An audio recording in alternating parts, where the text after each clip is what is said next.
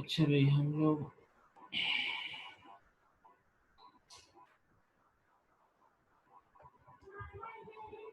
Last time में जो है हम लोग कर रहे थे ये टाइटल के मतलब थी कि टाइटल जो बड़ा डिस्क्रिप्टिव होना चाहिए। अब तो स्क्रीन शेयर है ना आप लोगों के साथ?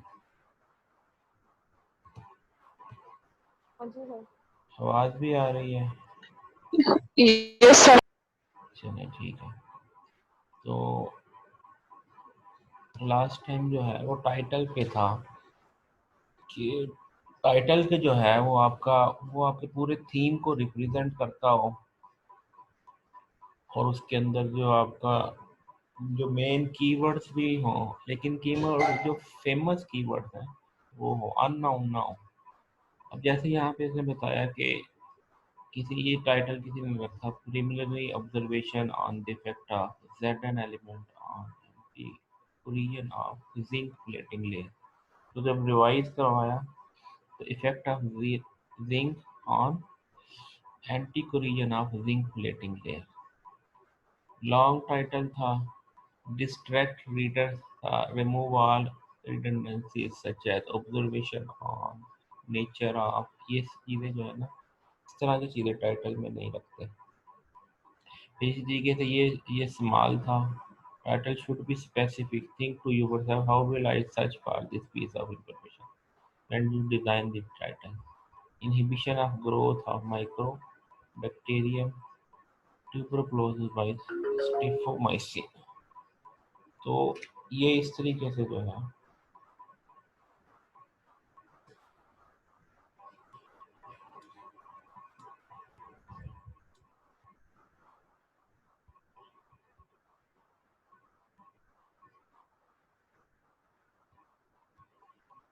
इसी इसी तरीके से ये हमारे पास था फैब्रिकेशन ऑफ कार्बन। तो इसको भी जो है English need help, title is nonsense are material. अब इसमें वो रिमार्क भी बता रहा है कि जो एडिटर इन चीफ के एक English need help, the title is nonsense, all material have properties of all varieties.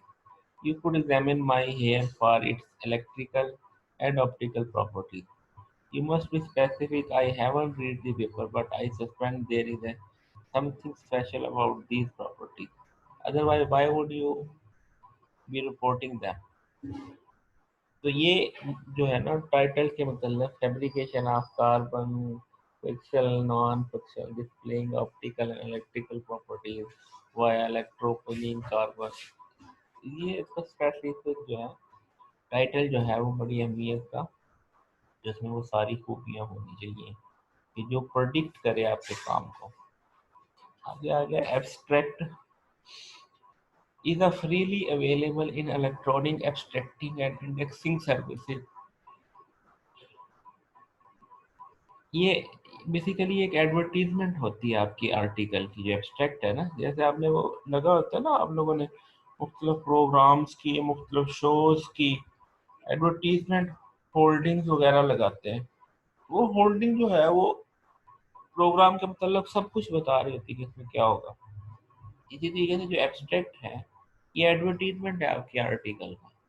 Make it interesting and easy to be understood without reading the whole article। यानी आप लोग भी इससे पहले एमएस में भी ऐसे ही होता था ना, आप लोगों को कहता था लिटरेचर रिव्यू करके लाए, तो आप एब्स्ट्रैक्ट पढ़ के ही उसकी सारी कहानी लिख देते थे, इसने ये किया, इसने ये किया। तो जो अच्छे एब्स्ट्रैक्ट होते हैं वो सारी अंदर की कहानी बता देते हैं कि आर्टिकल में क्या होगा। ठीक है। You must be accurate and specific, you must be accurate and specific. A clear abstract will strongly influence whether or not your work is further considered or not। Abstract ही बता देता है कि आगे आपके काम को जो है उसकी रिवीजन करनी है या नहीं करनी, उसको उसको पढ़ना है या नहीं पढ़ना। Keep it brief as possible, short and precise. Brief भी हो और शॉर्ट एंड प्रिसाइज भी हो, ये हर चीज़ कवर करता हूँ। It is summary of the work, किस किस चीज़ का, इंट्रोडक्शन का, ऑब्जेक्टिव का, मेथड का, रिजल्ट का, कंक्लूजन का। ये चीज़ें होती हैं introduction, objective, method, results and conclusion, ये एब्स्ट्रैक्ट के अंदर शामिल है। अब यहाँ पे एक इन्होंने सैंपल दिया है, व्हाट हैज बीन डन, जो कुछ हो चुका, what are the main finding.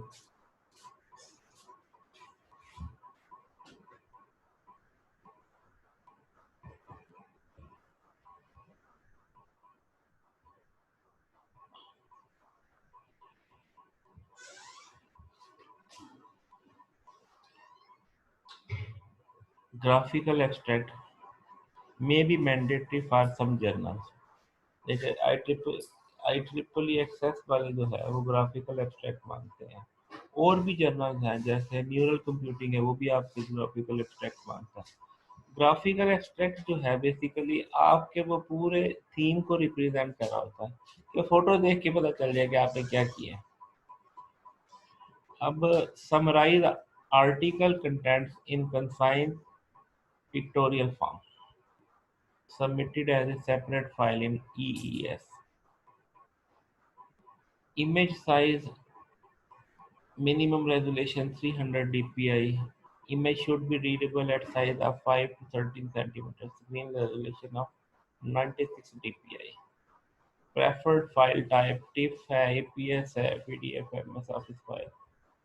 ये यहाँ पे वो जो पॉसिबिलिटीज, ये नीचे कुछ एग्जांपल्स लिखी हुई हैं। ये जो बेसिकली सर इसको अगर हम थोड़ा सा जूम करें,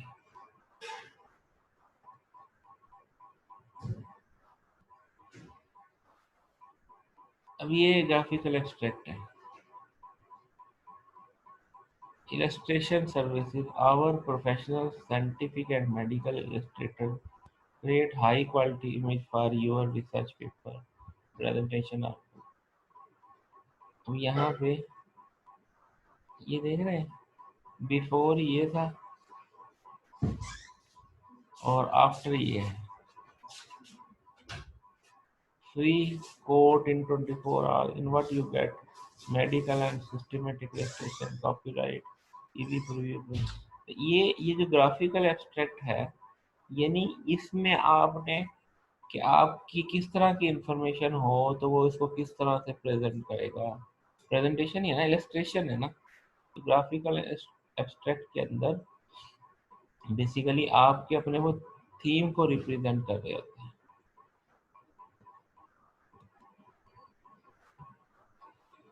ठीक है, अच्छा। हाइलाइट्स में be mandatory for your journal. कुछ जर्नल जो है वो कहते हैं जी आप हाइलाइट्स भी बनाएं। जैसे वो क्रिकेट की नहीं हाइलाइट्स होती है, 5 दिन का मैच जो है वो 15 मिनट में खत्म कर देते हैं, वो highlights may be mandatory for your journal check guide for author, 3 to 5 bullet points that convey the core finding of article, submitted as a separate file in journal, maximum 85 character including space per bullet points। तो कुछ journal जो है वो highlights भी कहते हैं जी, highlights भेजिए आप अपने आर्टिकल। अभी एग्जांपल्स हैं, जैसे ये सारे प्रोसीजर को शो कर रहा है कि जी हमारा प्रोसेस के अंदर ये काम हुआ और ये चीज़ें जो है ना, ये माइक्रो स्लग फ्लो जो है ये लिक्विड से गैस की जो है कन्वर्जन, और यहाँ पे बुलेट्स में क्या क्या हुआ ये सारा कुछ बता दिया। इसी तरीके से ये है, सारे प्रोसीजर को शो कर रहे हैं कि इसमें एन और ये इसकी जो है मिक्सचर से जो है हमारे पास ये जरा थोड़ा सा केमिस्ट्री के पॉइंट ऑफ व्यू से है, लेकिन मेन थीम यही है कि आपकी जो है वो उसके अंदर सारी प्रेजेंटेशन बन रही हो कि आपका काम कैसे हो रहा है, पिक्टोरियली आप शो कर रहे हैं।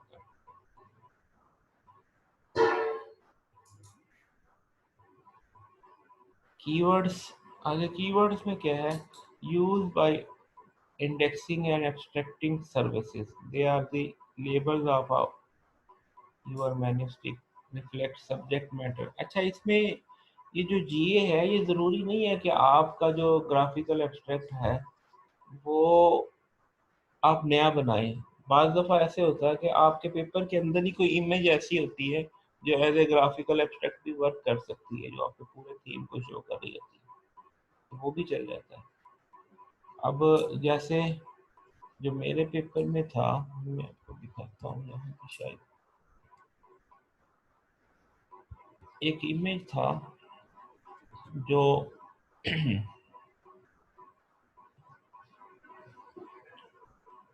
जो एज ए ग्राफिकल एक्सट्रैक्ट भी चल गया था। मैं आपको दिखाता हूँ यहाँ पे स्कॉलर के अंदर।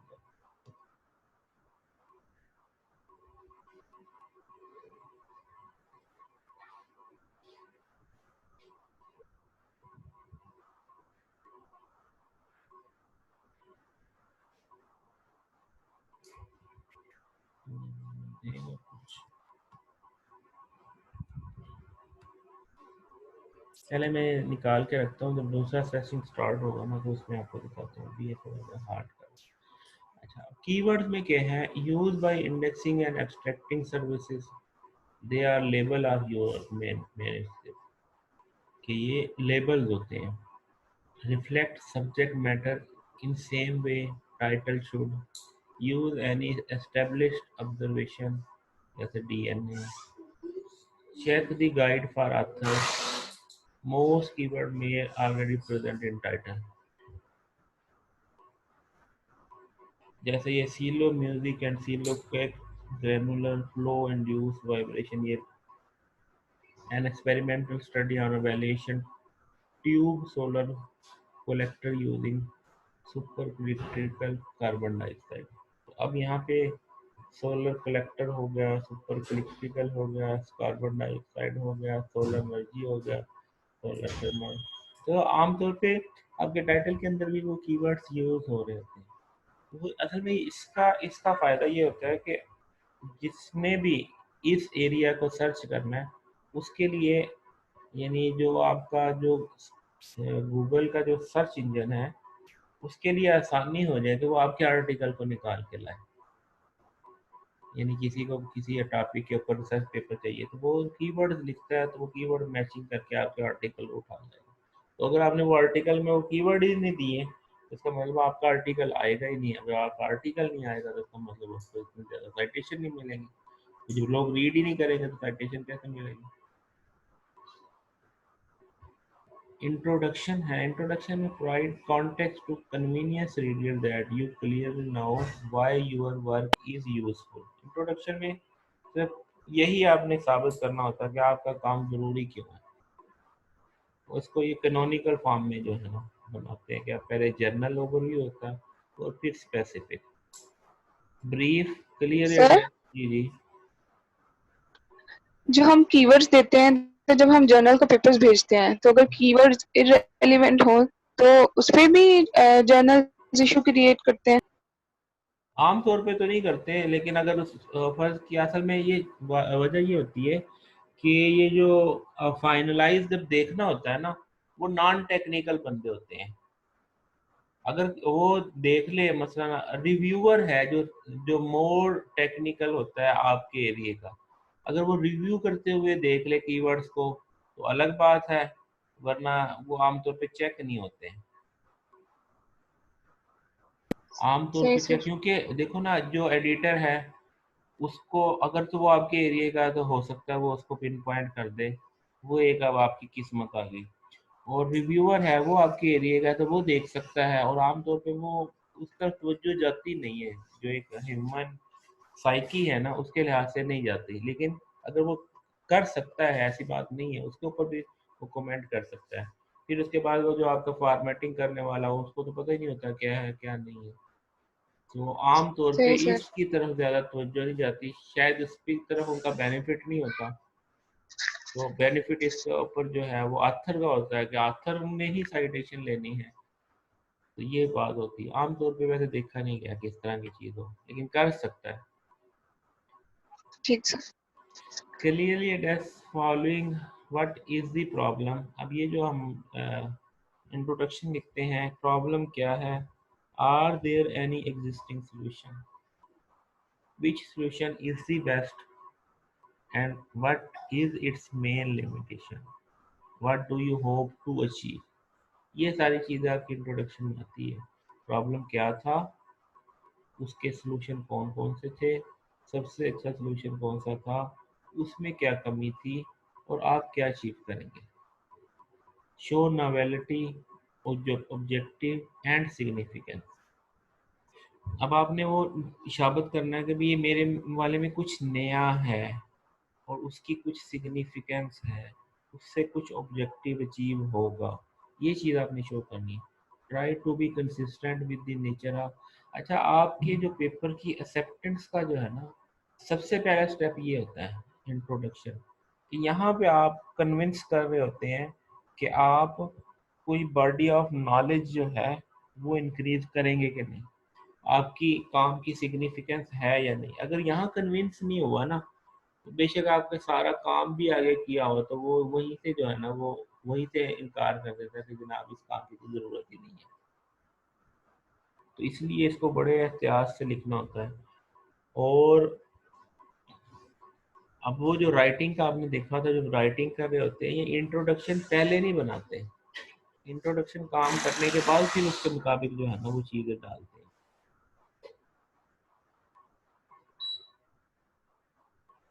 अब एक एग्जांपल है, the drive toward sustainable chemical industries has resulted in a variety of research publications into the development of high performance catalytic material which can promote desired reaction more efficiently and selectively। ये introduction की जो है start में जो है वो जो चीज़ें, however this method can lead to decrease the reaction efficiency. यानी यहाँ पे एक प्रॉब्लम भी लिखी, फिर यहाँ पे लिखा गया हमारा जो है कौन कौन सी प्रॉब्लम्स को जो है वो सॉल्व करेगा।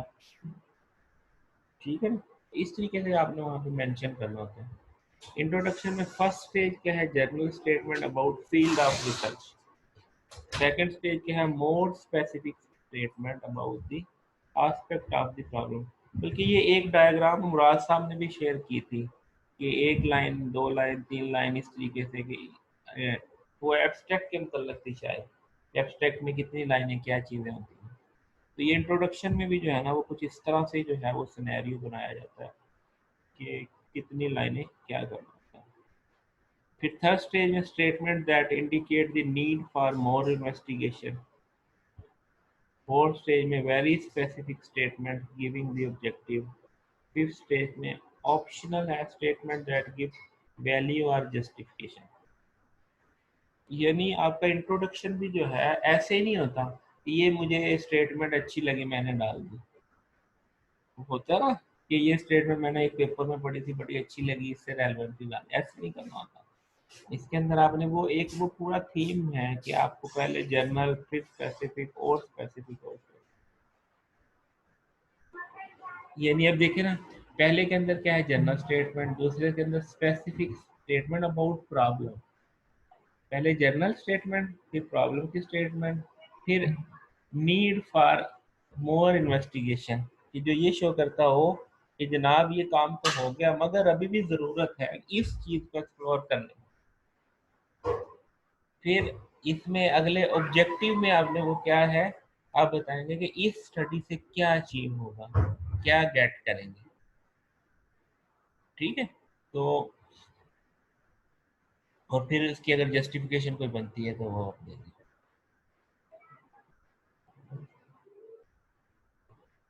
अच्छा जी, such statement that indicate the need of more investigation. However, few studies have reported on the effect of computer-assisted instructions, but there is a little information available on the airflow rates। यानी वो reason बता रहे ना कि अब इसकी क्यों जरूरत है। देख रहे हैं, however, few studies have reported on the effect of computer। There is a little information available on the। बिल्कुल ठक करके ये नहीं करना कि जी बिल्कुल कुछ नहीं, नो नहीं करना, इसमें थोड़ा सा लचक रख के बात करनी है, लिटिल इंफॉर्मेशन अवेलेबल। ये नहीं कहना कि है ही नहीं स्टडी, तो फिर वो कहेंगे जी आपकी जो है ना वो लिटरेचर रिव्यू जो है ना वो कंप्लीट नहीं है, जिसकी वजह से आपने कह दिया है ही नहीं।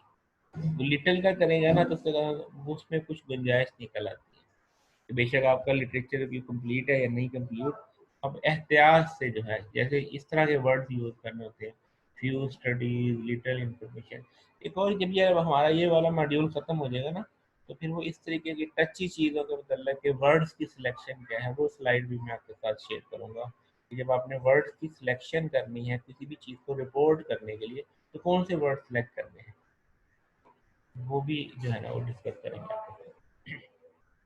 Very specific statement giving the purpose objective of the writer study. Even though a lot of work has been reported on the flametry of polymer, very little work has been reported on the flametry of composites. The objective of this paper is to study the effect of magnesium bioxide on the flame, flammability and mechanical properties of wood nature fiber composites.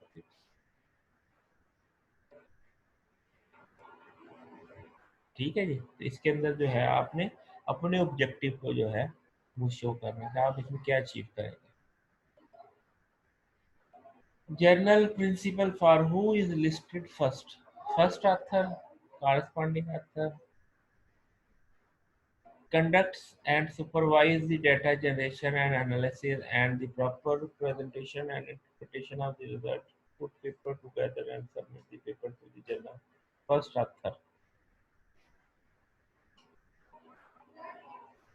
First author किसको लिखते हैं, जो क्या करे, जो conduct करेगा या supervise करेगा data generation and analysis and the proper presentation and interpretation of results, put paper together and submit the paper to journal. Corresponding author क्या है, the first author are senior author from the institution.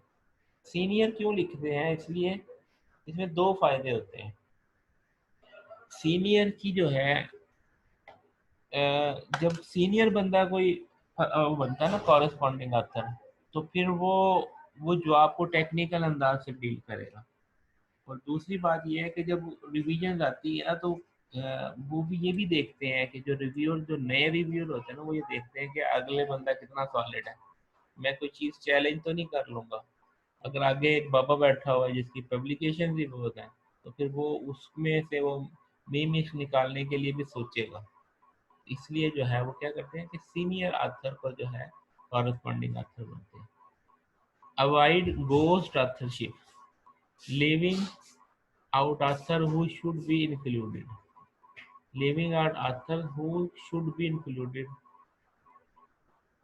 यदि ऐसे बंदे को जो शामिल होना चाहिए उसको शामिल ही नहीं किया। Gift authorship including author who didn't contribute significant, ये नहीं करना। अब जैसे आमतौर पे ये होता है कि मसला, अब जो चीट करते हैं, अब किसी से उन्होंने ले लिया, तो और जो असल बंदा जिसने काम किया उसको शामिल ही नहीं किया। ठीक है, तो इस तरह का काम जो है। और गिफ्ट ऑथरशिप, किसी का नाम शामिल करना, जैसे हमारे यहाँ भी आमतौर पे होता है कि मैं तुम्हारा नाम डालूंगा, तुम मेरा डाल, अब वो बंदा उस फील्ड का ही ना हो, तो ये चीज़ जो है। Gift authorship, spelling name be consistent, ensure all authors are aware of manuscript and offer opportunity to provide edits। तो वो उनको पता भी हो, अगर वो कल को मेल जाती है जी हम आपको, आपको जो है आपका नाम इसमें शामिल है, क्या आपको कोई मसला तो नहीं, और वगैरह कहते हैं जी मुझे तो मसला है, मैं तो नहीं इसमें इस पेपर में अपना नाम डालने का, तो उसको, या मुझे तो पता ही नहीं है ये किसने डाला है, तो जिसका नाम शामिल करना उसको बताना भी है भी तुम्हारा नाम डालना है। कल को वो मेल करें, वो कहे जी मुझे नहीं पता ये कौन है। क्योंकि ये जो होते हैं ना, जो सीनियर रिसर्चर होते हैं, तो वो हल्की रिसर्चेस के अंदर अपना नाम डालना भी जो है ना, अपने वो कहते हैं कि इससे हम डी फेम हो जाएंगे, नोटोरियस हो जाएंगे कि ये गंदे काम में हमारा नाम शामिल हो गया, हल्के काम में वो हाथ नहीं डालते। Writing for different types of paper, review paper है, सिस्टम पेपर है, थ्योरेटिकल पेपर है, एक्सपेरिमेंटल पेपर है। टाइप ऑफ रिव्यू पेपर में कन्वेंशनल रिव्यू है, सिस्टम लिटरेचर रिव्यू है, सिस्टमेटिक लिटरेचर, एक्सपेरिमेंटल रिव्यू। जी, क्या कहते हैं जी आप।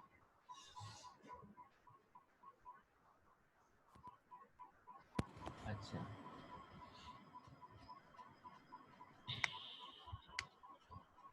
कोई क्वेश्चन है भाई? और ये सिस्टम पेपर कौन से होंगे सर?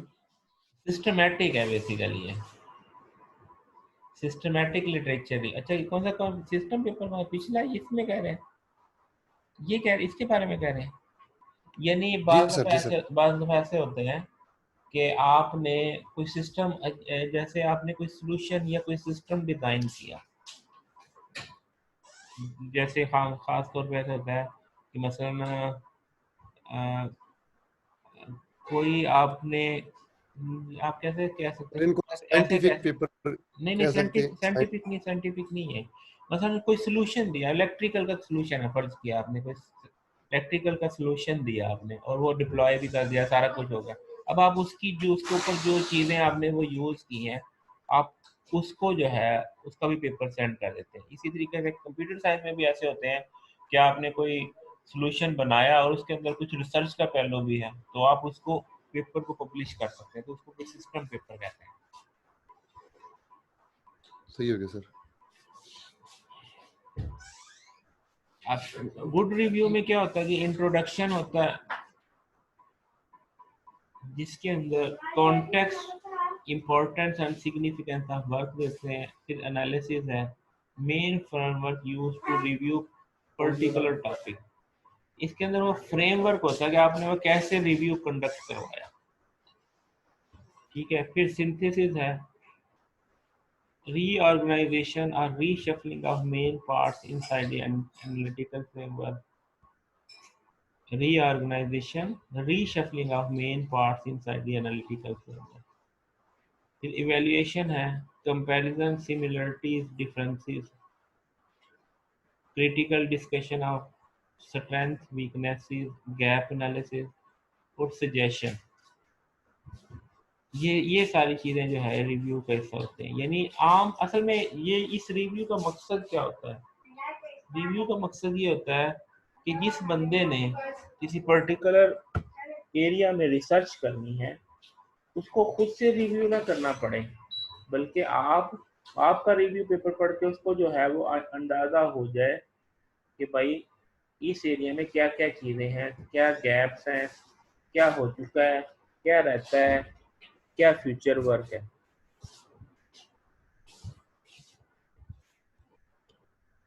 यानी वो जो रिव्यू आपने किया है अब उसको रिव्यू ना करना पड़े, ये असल में इसका ऑब्जेक्टिव होता है। अब कुछ लोग जो हैं एक्सपेरिमेंट, जैसे पीएचडी के अंदर तो आप सारा काम ही करते हैं ना, रिव्यू भी करते हैं, एक्सपेरिमेंट भी करते हैं, लेकिन एमएस में तो इतना टाइम नहीं होता है। तो फिर कुछ बच्चे हैं जो एक्सपेरिमेंटल काम करते हैं, तो अब उनके पास इतना टाइम नहीं होता कि पहले वो जो है एक्सटेंसिव पूरा रिव्यू करें फिर उसका सोल्यूशन दें।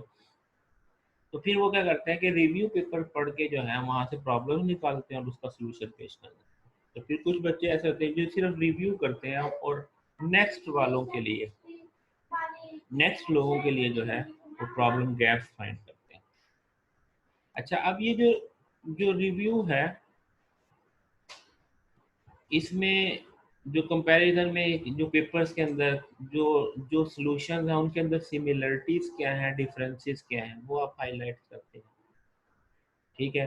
फिर उसके ऊपर क्रिटिकल डिस्कशन करते हैं कि स्ट्रेंथ और वीकनेसेस स्टडीज की डिस्कस करते हैं। वो तो तभी करेंगे ना जब आप उसको डिटेल से पढ़ेंगे, वरना तो फिर वो ऐसे ही होगा जो किसी के काम नहीं आएगा। अब असल में तो ये रिव्यू में यही होता है कि दूसरे के काम को अंडरस्टैंड करके उसके ऊपर कमेंट्री करना, दूसरे के काम को अंडरस्टैंड करके उसके ऊपर कमेंट्री करना। तो अब वो है कि आप कितनी डेप्थ में जाके कमेंट्री करते हैं, तो वो है कि आपने कितना एक्सटेंसिव रिव्यू किया है, तभी आप उसके अंदर डिस्कशन कर सकते हैं। तो जो अच्छे एसएलआर पेपर होते हैं, रिव्यू पेपर होते हैं, वो बाद में लिखते हैं लोग। मसलन आपने पीएचडी कर ली, अब आप अपने एरिया का रिव्यू लिखेंगे, तो जो अब आप रिव्यू लिखेंगे ना वो ज़्यादा डेप्थ में होगा। उसमें आप उन प्रॉब्लम को भी डिस्कस करेंगे जो आपने सॉल्व कर लिया और उनको भी जो आप नहीं सॉल्व कर सके या जो आप लोगों को। लेकिन जो पहले करते हैं, पहले के अंदर वो ज़रा थोड़ा सा जो है ना वो टॉप लेवल पे होता है, उसमें डेप्थ में नहीं होता। जो चीज़ें आपको एक्सपेरिमेंट करते हुए क्लियर हुई वो उसमें शामिल नहीं होती, ये डिफरेंस होता है। तो अभी मैं इसको सेशन को क्लोज करता हूँ, ये फिर नेक्स्ट स्टार्ट करता हूँ 10 मिनट तक।